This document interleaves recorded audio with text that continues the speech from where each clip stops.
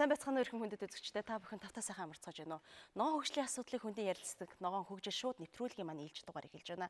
Тэгэхээр бид энэ удаа ногоон эрчим хүчний хэрэгцээ, хэрэглээ, хөрөнгө оруулалтын асуудлыг хүндийн ярилцахаар студидээ Улсын их хурлын гишүүн, Эрдэс баялаг эрчим хүчний сайд зоригт, эрчим хүчний газрын хэлтсийн дарга доктор Батбаяр нарыг шууд нэвтрүүлгийнхаа студид урьж авчираад байгаа маа. Ингээд манай ногоон хөгжил шууд нэвтрүүлгийн маань урилгыг хүлээн авч студид морилон ирсэн. Та хоёртаа энэ үчийн мэндийг хүргье. Бүгдээрээ шууд ярилцлага өрнүүлэхийн өмнөх нь нэг богинохоо мэдээлэл бэлтгэсэн байгаа. Тэр мэдээллийг үзээд эргээд студидад уулзцгаая.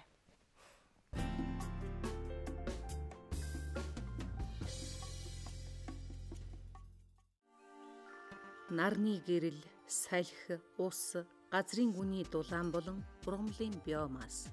Энэ бүхэн байгалийн хүчээр сэргээгдэх хязгааргүй нөөцүүдэд тооцогдно. Орчин үеийн технологийн дэвшилж энэ бүхнийг бидний нүдний өмнө батлан харуулж байна. Эвээгч наран дэлхийд хязгааргүй их эрчим хүч гэрэл гэгээг бэлгэлдэг.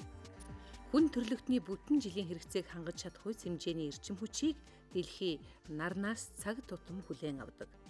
Манайд эрчим хүчнийхээ 10 хүрэхгүй хувийг сэргээгдэх эрчим хүчнээс хангаж байхад зарим оронд сэргээгдэх эрчим хүчний хэрэглээ 82% хүрчээ.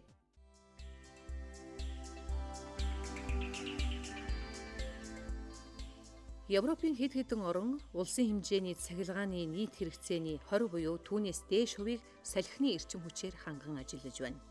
Салхины хүч нөөцийн хэмжээгээр Америкийн нэгдсэн улсын дараа 2 дугаарт ордог. Бүгд найрамдах Хятад ард улс 2020 он гэхэд салхины хүчийг ашиглан 30 гигаваттын эрчим хүч үйлдвэрлэж, улсын хэмжээнд 13-аас 30 сая айл өрхийн цахилгаан эрчим хүчний хэрэгцээг хангахаар төлөвлөж байгаа юм. Газрын гүний халуун чулуулаг болон усны их нөөцөө ашиглан Исланд улс эрчим хүчний хувьд хэнээс ч хараат бус болж чаджээ.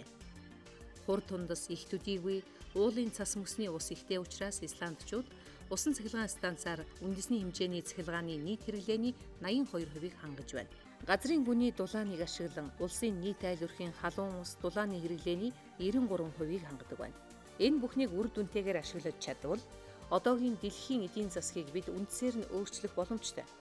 Бүр тодруулбал ердийн түлшийг үндсэн хэрэглээ болгож, сэргээгдэх эрчим хүчийг багахан хүрээнд ашиглаж байгаа өнөөгийн нөхцөл байдлыг сэргээгдэх эрчим хүч үндсэн хэрэглээ болсон тийм нөхцөл байдлаар солих ёстой юм. Одоогоос 10-20 жилийн өмнө гэхэд хүмүүс ийм шийдлийг ямар ч боломжгүй тооцдог байсан. Технологийн шийдлүүд нэмэгдсээр байна. Гэвч сэргээгдэх эрчим хүчний цаана улс төрийн хүсэл зориг, эрч хүчтэй шин сэтгэлгээ заавал шаардлагатай байдаг. Салхинаас эрчим хүч гарган авч, ургамлаас машинаанд сэнэглэж, байшингийн дээвэр цахилгаан станц болон хувирах сайхан ирээдүй ойрхон байна.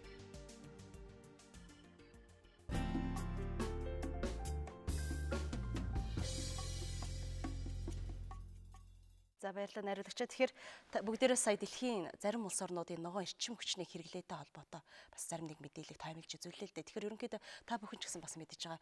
Биднэрээ сайн мэдэх Герман, Бельги, Швед гэдэг Европын зарим улс орнууд 2020 он гэхэд сэргээгдэх эрчим хүчийг ерөнхийдөө 70-80% хүргэнэ.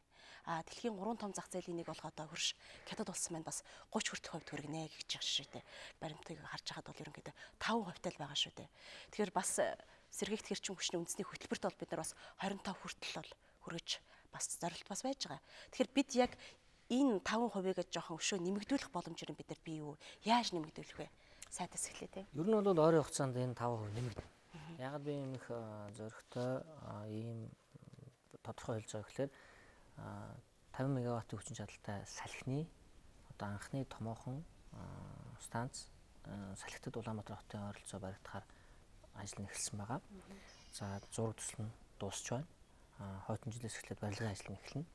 За одоо Европын сэргээн босолт хөгжлийн банктай санхүүжилтийн асуудлыг манай одоо үндсэн хөрөнгө оруулагч болох Newcom компани бол хийгээд үндсэндээ дуусч байгаа. Маш олон байгууллагуудын хамтын ажиллагааны төсөл төр орсон. Өөрөөр хэлэх юм бол 2005 онд батлагдсан сэргээн босолт сэргээгдэх эрчим хүчний хөтөлбөрийн дагуу 2007 онд батлагдсан сэргээгдэх эрчим хүчний хуулийн дагуу гэрээ зурж хамгийн гол нь энэ төслийг эхлүүлэхэд бол гэрээн дээр сэргээгдэх эрчим хүчний зориулж тусгай өндөр тариф өгсөн байна. Одоо жишээлбэл бид нар чинь хамгийн бага гэхэд бол ТЭЦ 4 бол нэг ойролцоогоор 30 гаруй төгрөгөөр 30 төгрөгөөр өөрийнхөө эрчим хүчийг одоо дамжуулалт компани нийлүүлж байгаа шүү дээ. Тэгэхэд энэ одоо салхин паркаас бол бид нэр 9 гаруй центээр эрчим хүчийг худалдаж авах нь.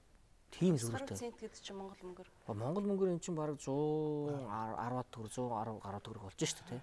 Тэгэхээр ийм зөрүүтэйгээр бид нар зориуд зэрэгдэх эрчим хүчийг дэмжихийн тулд энэ гэрээ байгуулж анхны ажлыг эхлүүлж байна. Хойдон жилээс барилгын ажил эхэлнэ. Барилгын ажил нь 2 жил гаруй явна. 50 мегаватт гэдэг бол яг өнөөдрийн байдлаар бол 5% таа байна. Дээрээс нь 50 мегаватт гэх юм бол нийлээд ингээд нэг 10 гаруй хувьтай болно гэсэн манай сэрэгдэх хүчний одоо нийт үйлдвэрлэж байгаагийн хэмжээ. Энэ дээр нэмээд ойрын хугацаанд бидний төлөвлөж байгаа хийх ёстой заашгүй хийх ёстой нэг ажил бол усан цахилгаан станц. Таашир одоо дөрөвний усан цахилгаан станц ашиглалтанд орсон. Маш олон хүн эргэлзэжсэн шүү дээ. Таашир усан цахилгаан станц бол одоо муу ажиллаж байна, ажиллахгүй байна, усан сан дүүрэхгүй байна, байгаль орчны асуудал хүндэрч Техникийн шийдлэн буруу байна. Буруу байна. Тийм байхгүй. Одоо бүх юм ажиллаж байгаа, бүх юм хийн явж байгаа. Өнөөдөр зүгээр телевиз үзэгчтэй би бас нэг зүйлийг хэлэхэд бол Говьалтай аймгийн бүх сум 24 цагаар бол цахилгаанаа авч байгаа. За мэдээж хэрэг энэ дээр бол таашин цахилгаан станцын үүрэг ороод маш чухал байгаа. Гэхдээ дээр нь аймаг дээр ажиллаж байгаа энэ дизель станц бол ажиллаж байгаа. Сумдууд бол 24 цаг авч байгаа. Завхан аймгийн хойтлын 3 сумаас бусд нь бол үндсэндээ цахилгаанаа авч байна. Энэ цахилгаан одоо энэ 3 сумыг бол бид нэр ондоо багтаага шугамыг хийн. Тэгэхээр таашин усан цахилгаан цастаас бас Завхан аймгийн сумдын цахилгаан хангамж сайжирч байна гэсэн. Одоо бид нар юу хийх ёстой вэ гэхээр томоохон хэмжээний нэг 100 орчим мегаваттын усан цахилгаан станцыг ялангуяа Сэлэн орхон одоо хавийн усны нөөцийг түшиглэж барих ёстой. Энэ бол өөрөө маш их эмзэг улс төрийн хувьд бол хүмүүсийн дунд маш их маргаан дэгдсэн асуудал байгаа. Та нар минь санаж байгаа бах. Эгийн голын усан цахилгаан станцыг барья гэд 2-3 удаа эхэлсэн шүү дээ. Бүр нэг удаа шав тавьсан тийм. Нэг удаа бутсан, 2 удаа бутсан. Сүүлдээ бүр мөнгө нь байгаад техник эдийн засгийн үндэслэл нь хийгдээд байгаль орчны асуудлаас болоод бутсан. Хятадын засгийн газраас 300 сая доллар гаргахаар болсон байсан шүү дээ. 200 мегаватт хүчин чадалтай том цахилгаан станц байна. Тэгэхээр энэ асуудлыг бид нэр Сэлэнг орхны энэ усны нөөцийг түшгэлж заавал эхлүүлнэ. Тэгжээж бид нэр одоо 20 гаруй хувьтай хүрэхин зорилтоо биелүүлнэ. Энийг бол заашгүй хийх ёстой ажил юм а гэж үзэж байна. За баярлалаа. Тэгэхээр Батбаяр доктороос асууя л да. Ер нь та бол бас судалгаа шинжилгээ бол нэлээд их хийж байгаа.